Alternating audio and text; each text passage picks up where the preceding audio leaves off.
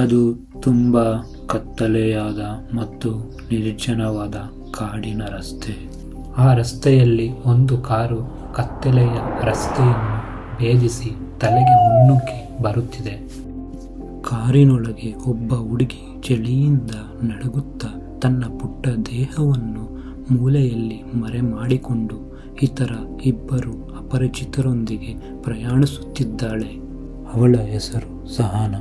ಅವಳು ತನ್ನ ಭಾವನೆಗಳನ್ನು ಇತರರಿಗೆ ತೋರಿಸದಿರಲು ತನ್ನ ಕೈಯಲ್ಲಾದಷ್ಟು ಪ್ರಯತ್ನಿಸುತ್ತಿದ್ದಾಳೆ. ಅವಳಿಗೆ ತನ್ನ ಅಜ್ಜಿ ಹೇಳಿದ ಮಾತು ನೆನಪಾಯಿತು. ಆಕೆಯ ಹೆಸರು ಸೀತಾ. ಮೊಮ್ಮಗಳೇ, ನಾವು ಇನ್ನು ಮುಂದೆ ಹೀಗೆ ಬದುಕಲು ಸಾಧ್ಯವಿಲ್ಲ. ನೀನು ಅವರ ಜೊತೆ ಹೋಗಬೇಕು. ಇಲ್ಲದಿದ್ದರೆ ಅವಳು ನಿನ್ನ ಒಡಹುಟ್ಟಿದವರನ್ನು ಕೊಲ್ಲುತ್ತಾಳೆ. ಅವರ ಕೆಲಸಕ್ಕೆ ನೀನು ಬೇಕು ಅಂತ ಹೇಳಿದರು.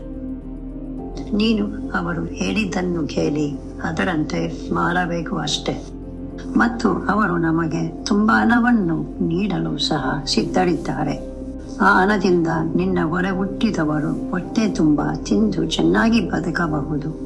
ಹಾಗಾದರೆ ಅಜ್ಜಿ ಏನು ಹೇಳುತ್ತಿದ್ದಾರೆ ಎಂದು ನಿನಗೆ ಅರ್ಥವಾಯಿತು ಅಲ್ಲವೇ?